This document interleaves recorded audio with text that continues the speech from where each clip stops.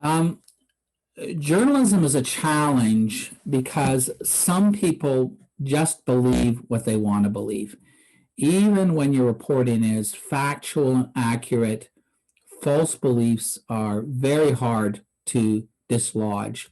Vested interests and false and misleading information are very hard to dislodge. And of course, we see plenty of evidence of that right now with what's happening in the world, the skepticism about the coronavirus as a hoax, people protesting in different countries around the world because they don't like the restrictions, the lockdown restrictions, and wearing the masks, and they simply have other beliefs.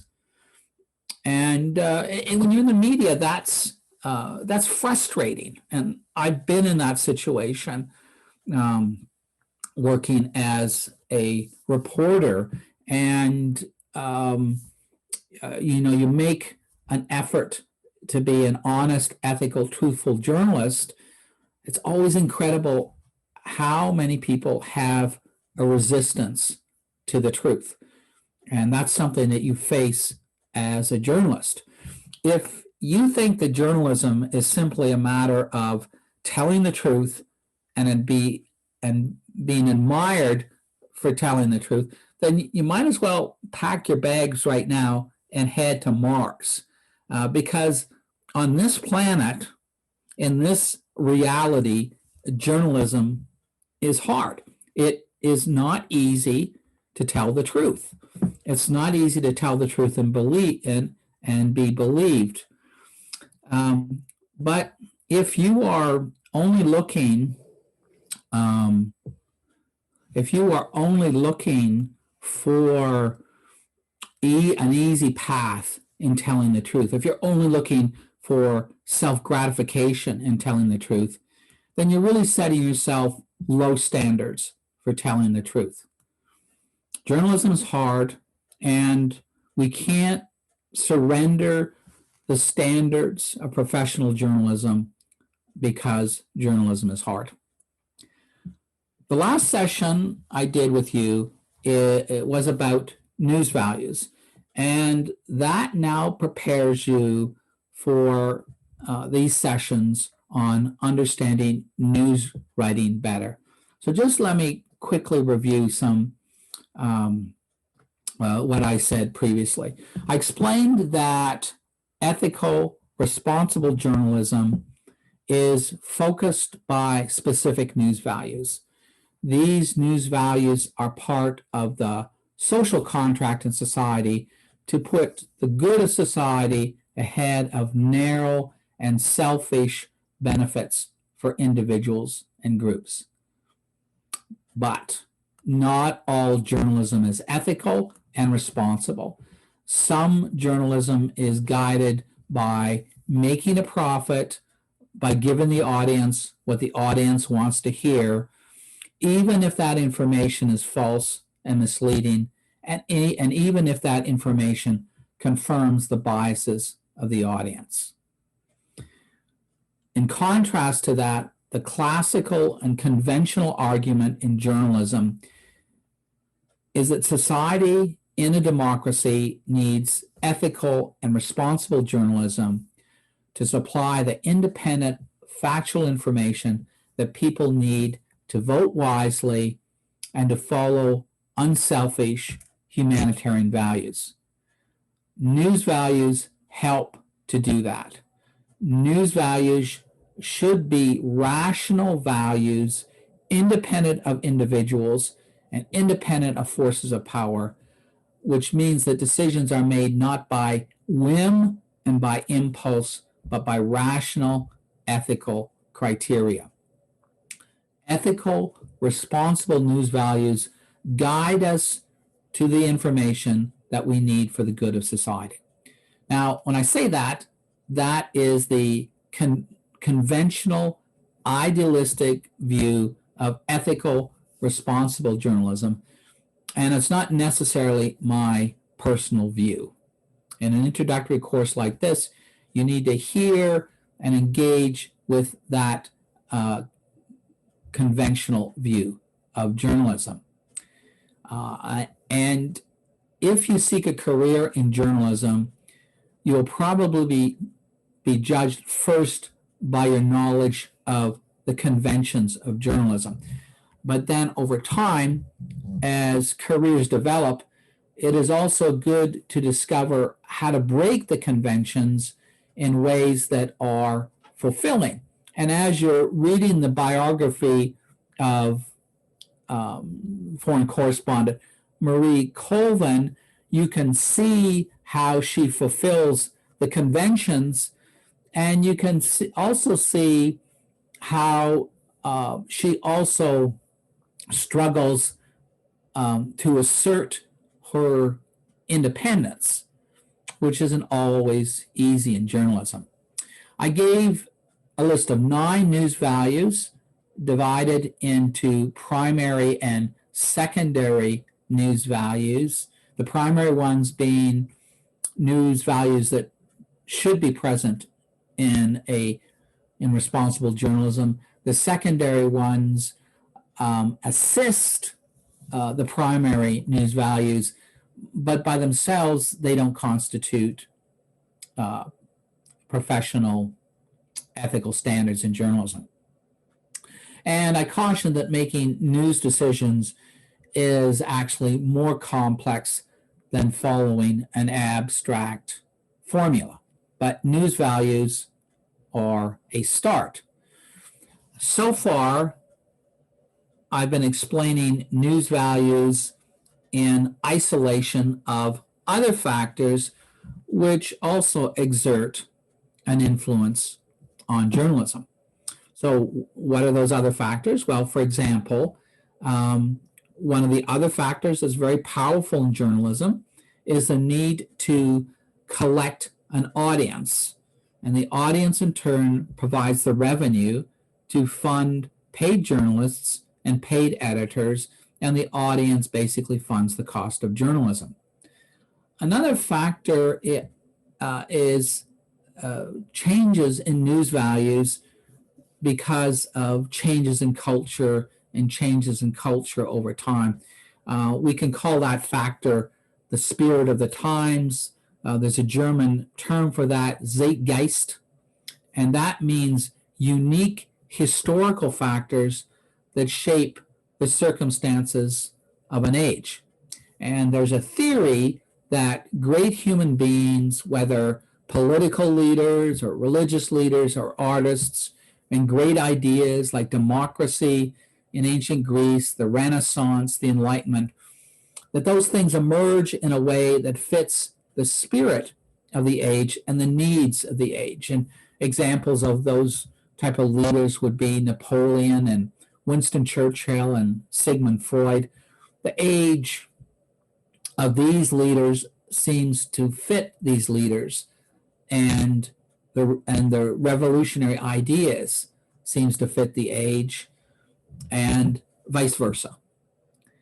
Maybe there are also negative examples of leaders that emerge at a time of a negative spirit in the age. So we could think of leaders like Nero and Hitler and Donald Trump. So we could ask whether zeitgeist applies to news values. Are some aspects of journalism successful because they fit the age, because they fit the spirit of the times, because they fit the zeitgeist, and which comes first, the spirit of the age or the leaders and the ideas? What's the relationship between those elements? So to give an example in journalism, if we look back at journalism in the 1950s, news values seem to follow the authority of government and leaders. And the news values were largely confined to the persona that leaders presented in their public lives. The private lives of these leaders were often off limit for journalists. So in the United States, U.S. President John F. Kennedy, who was idolized and revered for his public persona, in private, he was cheating on his wife and having affairs inside the White House.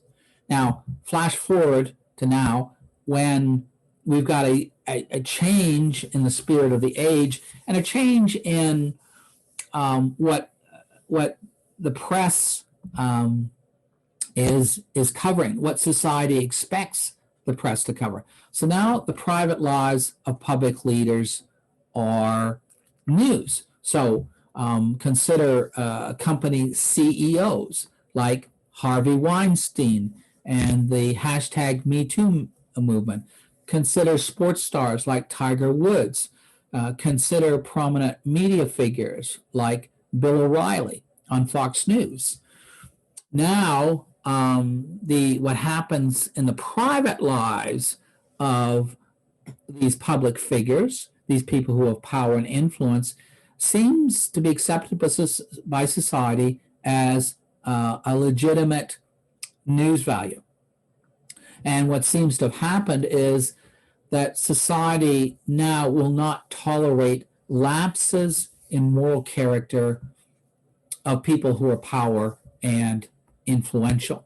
The idea there is that the moral character of the powerful and influential in their private lives is a way of evaluating the fitness of a person to be powerful and influential, and they exercise that power and influence in public. So if that's an accurate description of a change from the 1950s in media coverage and what media tolerate and won't tolerate and what society will tolerate and won't tolerate, if that's accurate, that would constitute a seismic shift in the idea of news values. Another change of the age that may be happening is through the effects of the internet. Could the internet be stimulating a new zeitgeist, a new change in culture, a change in values, a change in the news? Will, for example, the role of citizen journalists increase and the role of professional journalists decline? Will whistleblowers become more powerful, independent, and self-directed because of the internet? So you're going to have to watch and see what you think is happening there. Right now, we're examining journalism as a series of skills and ability. In this course, you produce a news story as a way of learning the skills to produce a news story, rather than just studying journalism at a distance in an abstract way in the text, just studying it intellectually. In a course like this, you're learning journalism by doing journalism. And the logic there is there's no substitute in learning something like journalism. There's no substitute for the real experience. But this course is also a safety net. You are expected to do your best, but you're not expected to be perfect. You are learning. You're not employees. You're not going to be fired in this course. You're not going to be fired because you make mistakes. You will be supported in making mistakes because you're learning from your mistakes.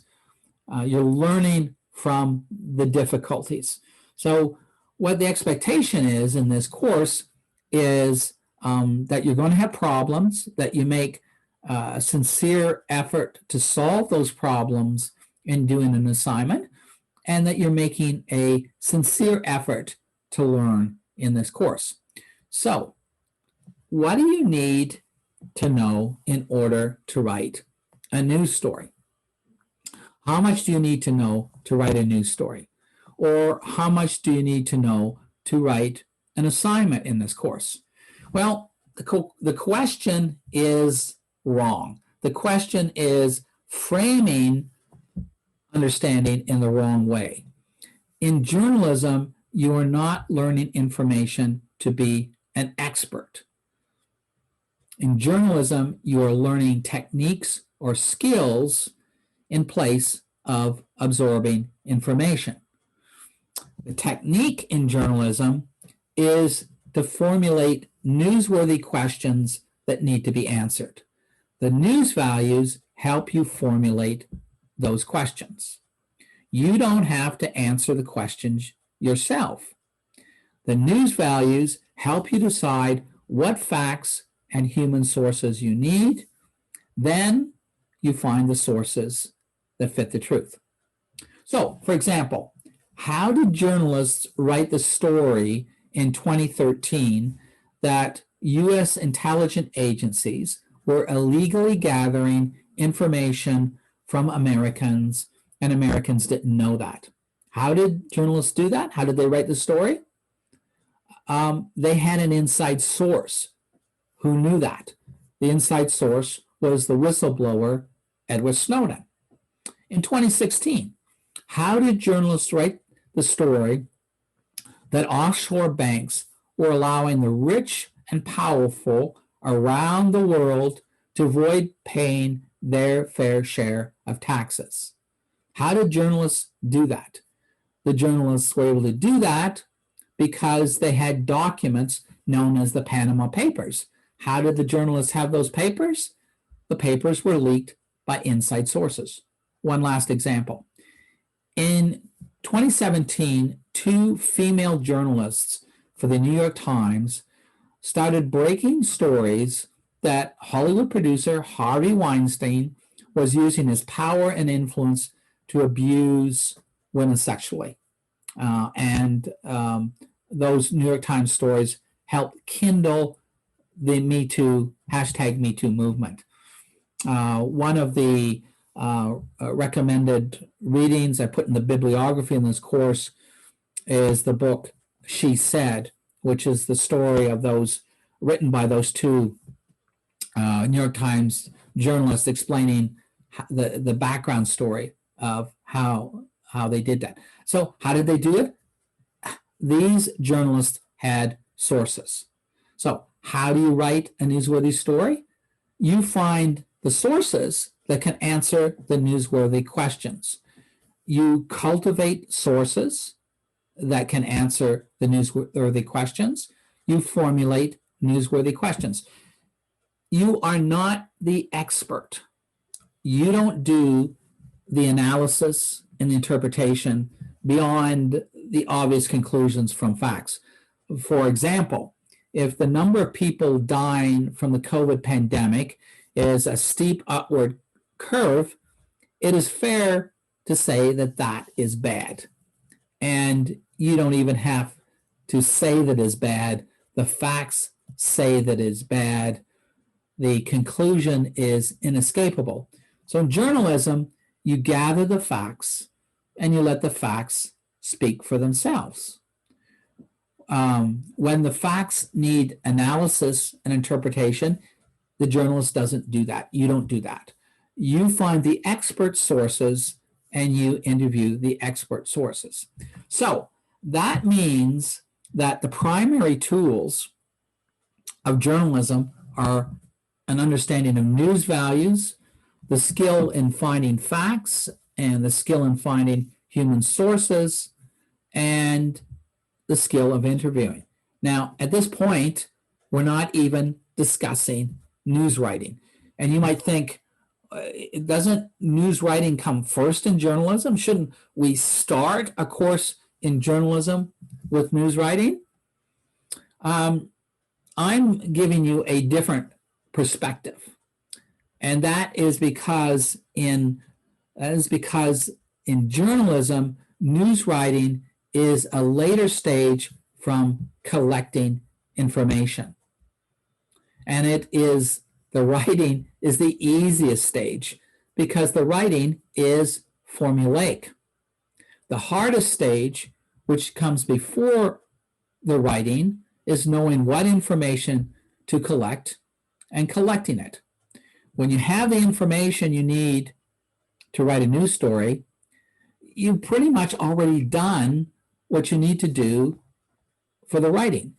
You know, you're not writing a novel. You gather the information first, and then you do the writing. And there's no need for writer's block because you have the information and you have the format. So maybe you're thinking now, wait a minute. If all I do is ask questions and write according to a formulaic structure, and the course textbook is like a technical manual, how creative and fulfilling is that for me? I might as well work in a factory. Well, you're reading the biography of Marie Colvin, and how formulaic is her life?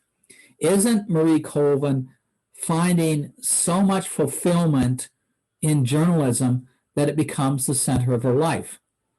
Is that a contradiction to find an exciting, fulfilling career in gathering facts and doing formulaic writing? Well, maybe the contradiction is the perspective.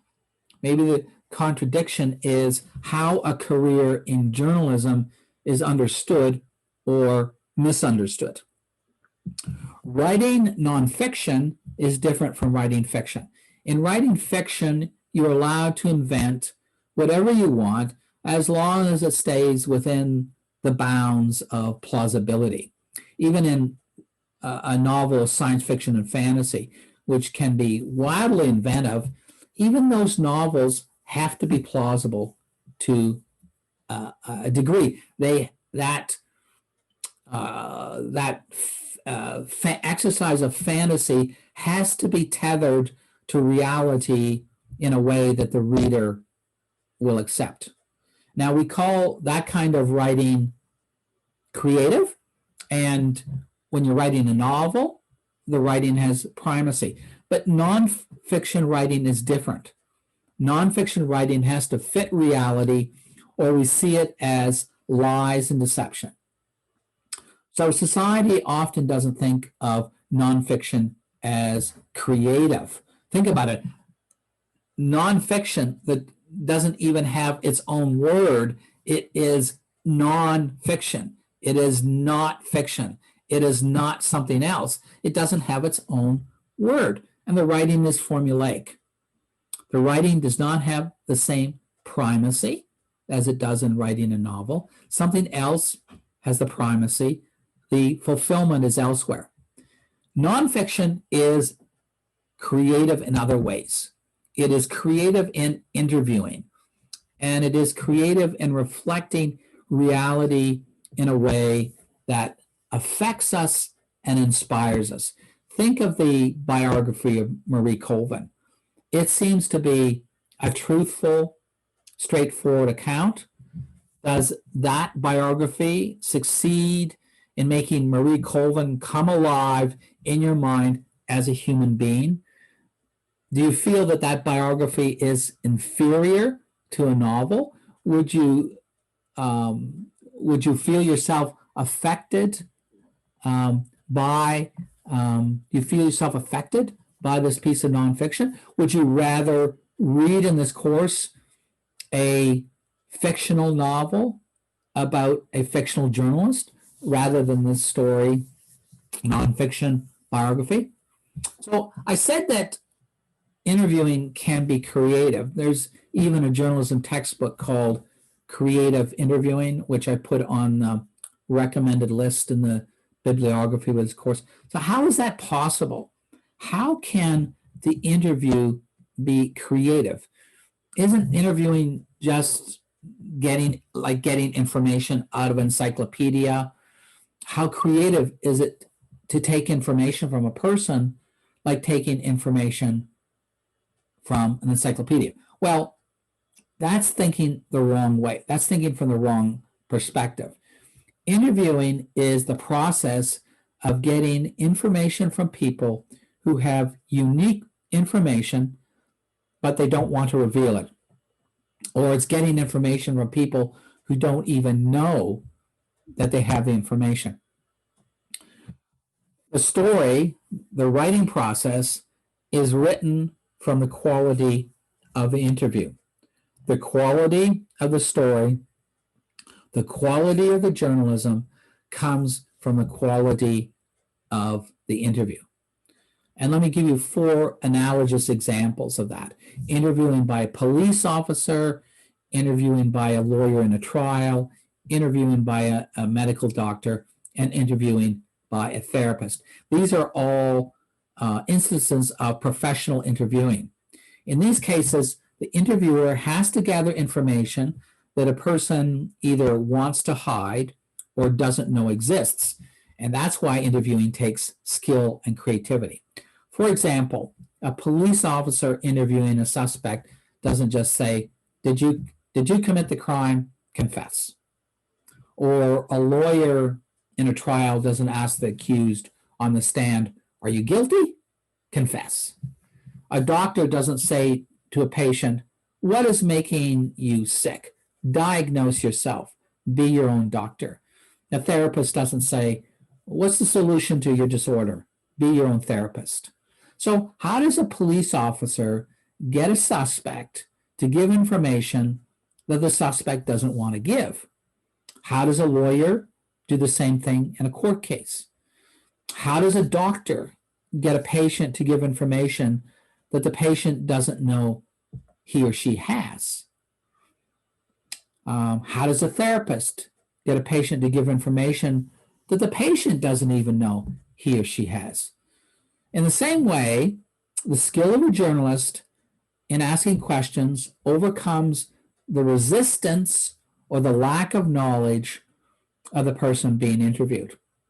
I'll give you an example from my own experience as a journalist. One time I was interviewing a world-famous primatologist, and I asked if he thought that curiosity was a factor in the survival and evolution of primates. The question intrigued him. He was excited by the question. He had never thought of that question before. It was not a question that scientists normally ask. So intrigued by the question, he tried to answer that question. If he hadn't been asked the question, he would have never produced the answer. If he hadn't been asked the question, he wouldn't have even known he had the ability and the information to answer the question. So in that sense, an interview is not like simply taking information out of an encyclopedia. A good interview can be more like a collaboration, more like therapy. One person asks the question and the other person provides an answer, and you work together. By myself as a journalist, I might have an interesting question and I might have a possible answer, but the audience wants the answer to come from the expert, from the authority. The fact that the expert gives an intriguing answer to an intriguing question is the critical mass to interest an audience. So, back to news writing. We begin with the conventions first. We begin with the learning process of learning a style that may feel different to you because as human beings, we grow up, our style of communication and our style of writing, it tends to be a narrative, a storytelling format, and journalism is unlike that. And so in journalism, learning the journalism style feels a bit like learning to communicate all over again, learning to write all over again in a different way. So think of it, it's like learning to play the piano. When you learn to play the piano, first you learn about the instrument, you learn the basics of the keyboard, you learn about playing the piano, and you learn the basics of musical notes. At first, as you're learning, the music sounds mechanical. Your playing feels forced and mechanical. In the same way, if you're learning for the first time to write in in a journalism style which is new to you, at first the writing can feel mechanical and labored, and maybe the same in writing an essay. The writing feels labored to you, and the writing does not have the flow of good prose. But as you learn the basics of playing the piano, as you learn the conventions of playing the piano, then the conventions become automatic in you, and you can play the piano in a more inspired way. You can write a news story in a more inspired way. You no longer have to play the musical score in a mechanical way. You can play the score, the same notes in the music score that everybody else sees, but now you play it with your own style, with your own emphasis, with your own inflections. The same notes as everybody else, but you bring the music alive. It flows through you. And at that point in writing and in news writing, it can feel like a kind of gestalt that you can write out of the whole experience in one moment, that you feel the whole of each word, you feel the whole of each sentence. It's like you sit down at the keyboard and you write fluidly, and there's a natural, effortless flow to the words.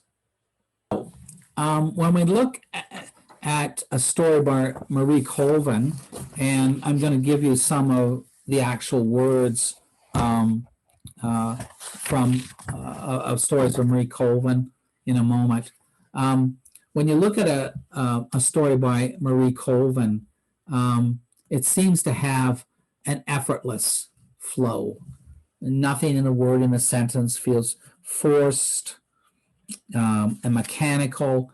It feels authentic, and it feels real. It feels emotional, but not sensational or exaggerated. At times, some really good news writers underplay the moment in the words, and underplaying the words in the right way encourages the reader to fill in the significance of the facts.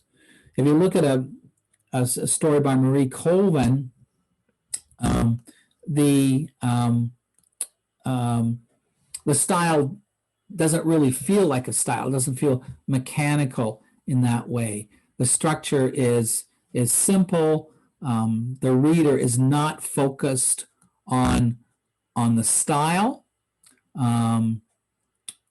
but the reader is focused on the meaning and the impact.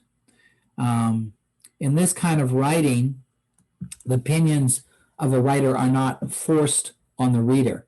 If they were, that might cause resistance and disagreement from the reader, but the facts and the details are allowed to speak for themselves. And in that situation, it's more likely that the reader will agree. And so this is what when you look at Marie Colvin, it's like watching somebody who's playing the same musical score that anybody else can play, the same notes that anybody else can play, the same information anybody else has the capacity to collect. But she does it somehow with her own power and her own inflection and her own ability. And so just like a pianist can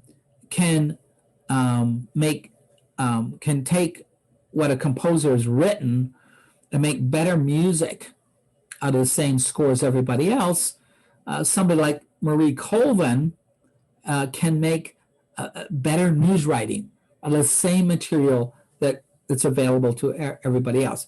And so language is wonderfully complex. and yet some writers know how to make music out of that complexity. So I want to go to look at Marie Colvin's last dispatch from Homs Baba Amir in Syria, and I've posted this whole dispatch for you on Moodle. This is dated February 19th, 2012, her last dispatch. Now, Colvin writes in a news feature style, and I'm going to be beginning, when I look at some details of news writing, I'm going to be looking at the more conventional breaking news style. Just to distinguish, Colvin is writing in a news feature style. And as you'll see from reading her biography, she breaks the typical news writing style of American journalism, what we're going to talk about as the neutral style. And one of the aspects of the neutral style is never using personal pronouns. Now, Marie Colvin has more latitude, partly because she's writing for a British newspaper. She's American, but writing for a British newspaper, the Sunday Times, and because Marie Colvin is writing news features, and that allows for a different type of writing. And in a sense, too, because Marie Colvin is Marie Colvin. That is, as her career develops, she gathers more power as a journalist. Now, a news feature starts differently from a typical breaking news story. A typical breaking news story starts with the summary lead, which we're going to look at, and we're going to examine and look at the elements of that. Basically, the breaking news lead will get all the essential news elements and facts in summary in the lead. A news feature departs from that.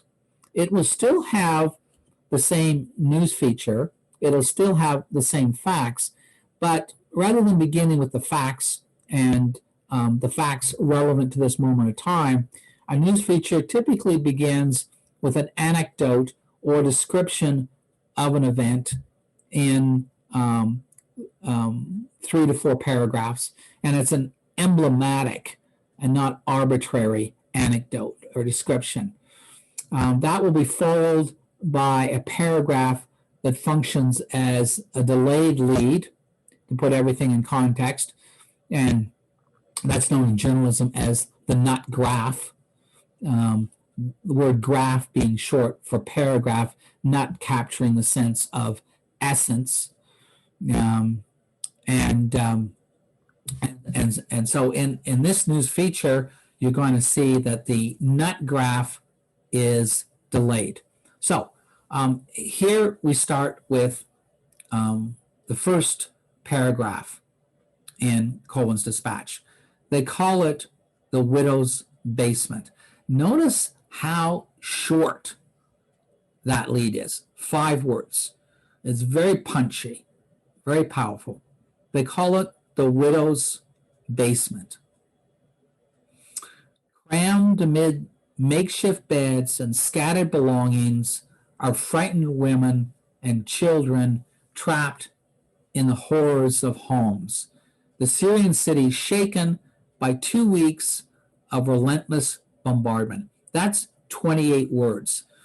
And when you start practicing news writing in this course, and if you go so far as to count your number of words, you're going to find it very hard to summarize everything you want in 28 words.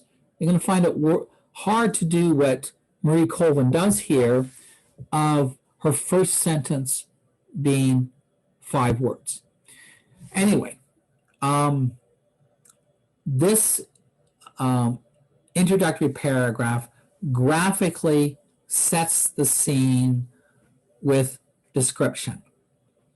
The next paragraph gives us a blending of facts and descriptive details.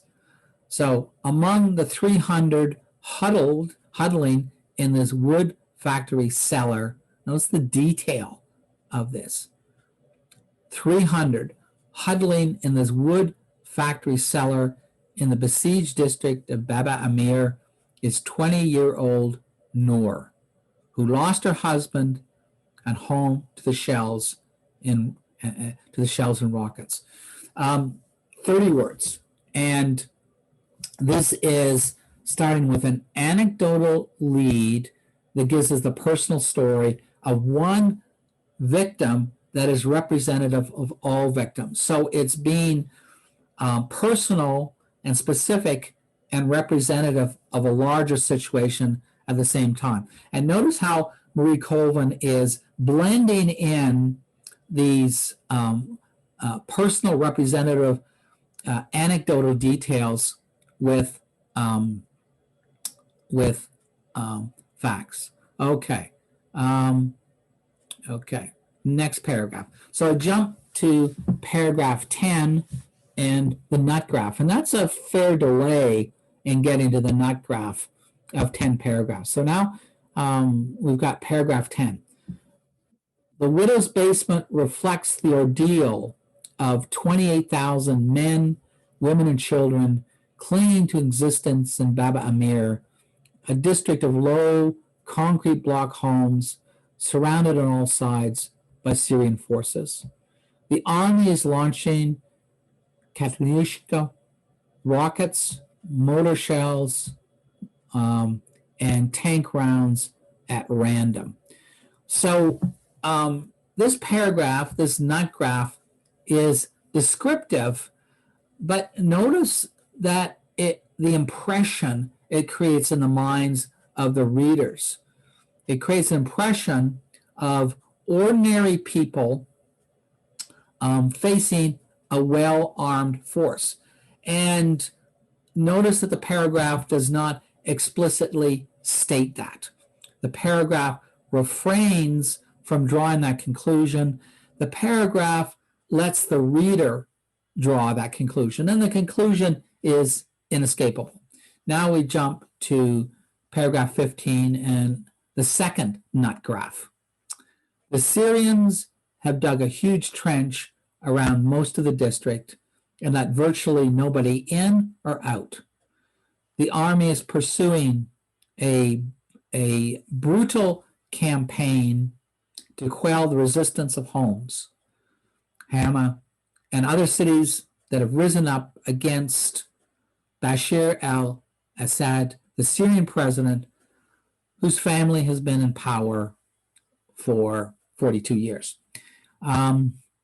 So there you have the two nut graphs, which contain the news perspective of what's happening here.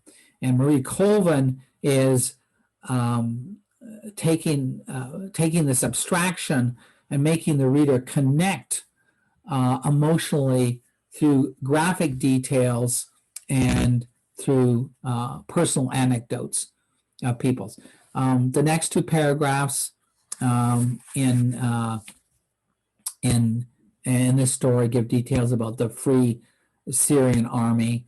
Those are the rebels and the government soldiers they face, and a number of the members of the Free Syrian Army are deserters from the government army, which trained them, and they've decided that the government is wrong in attacking civilians in order to try to eradicate rebellion. Okay, now the end of the story. The story ends with Asma, who is the wife of the president Bashar al-Assad, and she was born in Britain, but her family is from the besieged city of Homs. Her roots are in the city which her husband, as president, is bombarding. So Colvin has begun this story with a personal story of a woman under siege in Homs and the people under siege, and she's ending her story with another personal story, the wife of the president. And Colvin writes that Asma has refused to comment on the way her husband's regime has used tanks and other lethal means to crush protesters. So that's the classic no comment statement.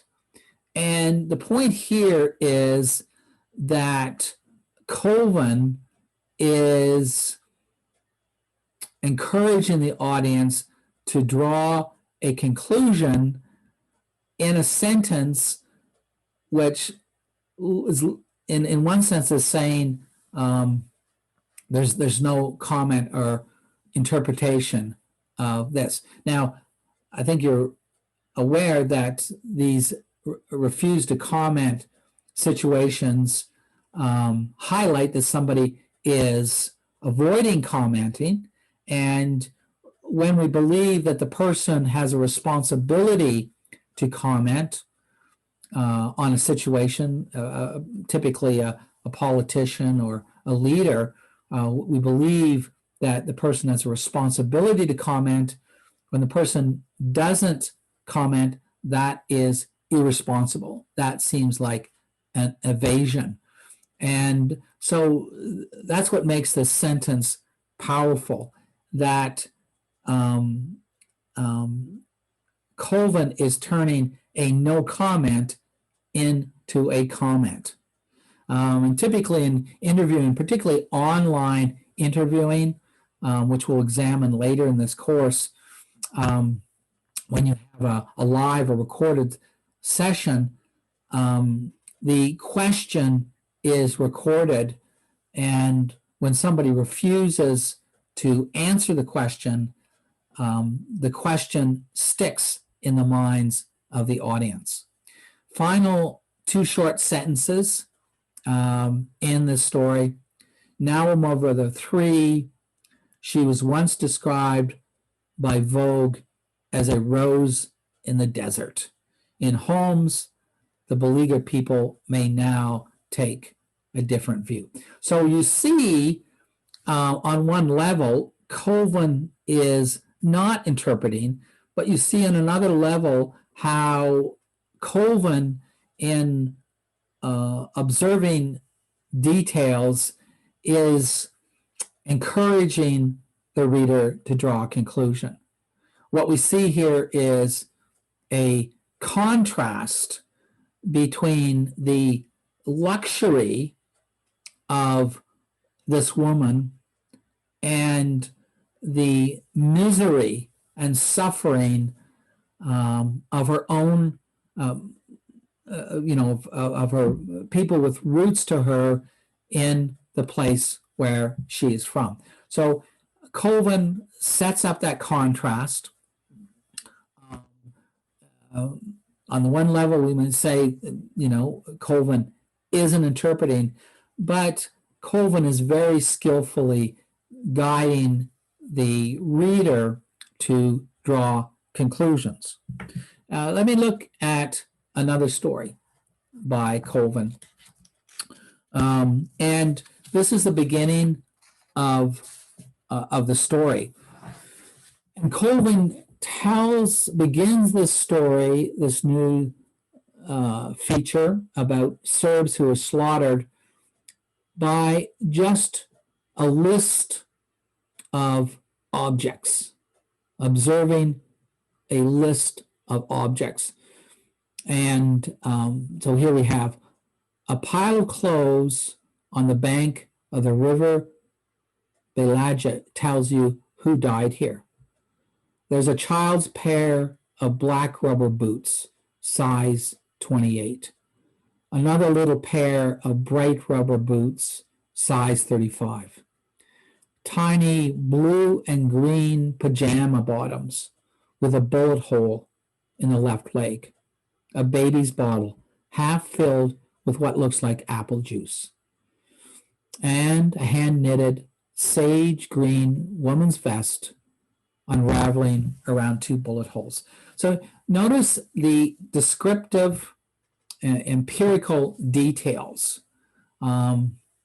distancing from sentimentality and editorializing, just observing, these articles of clothing which scattered here on the bank and telling the story. As I was reading this right now, I was having a flashback, because I was recalling myself being in a similar situation as a journalist. One time I was on a beach of a river in Sumatra, at Bukit Lawang, a community that had been devastated 6 months before I was there, when there was a big downpour that created a flash flood. And the flash flood was so powerful when it came down the river that it broke the concrete dams on the river.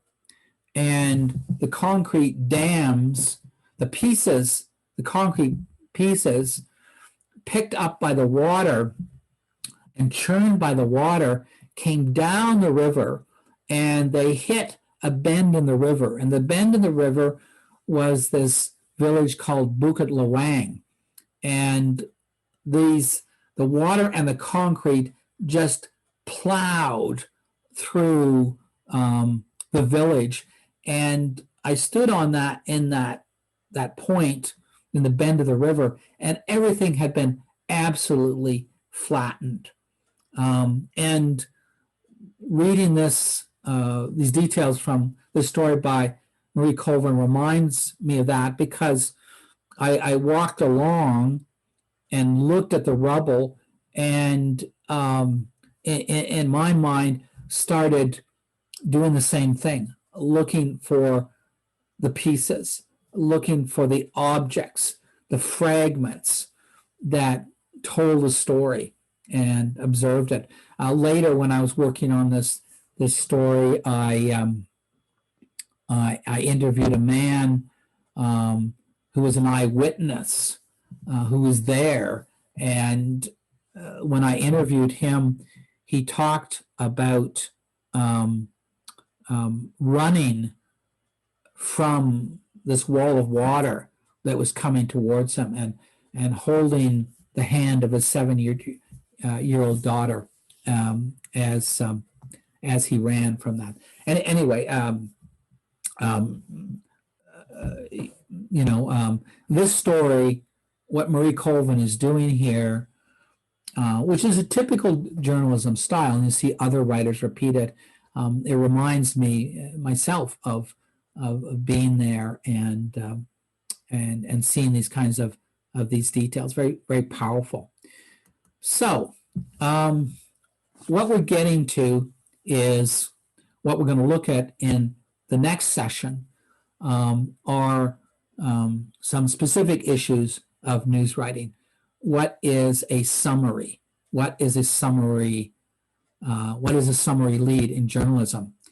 How do you sequence and organize information in news writing? And that gets us into the conventional inverted pyramid style of journalism.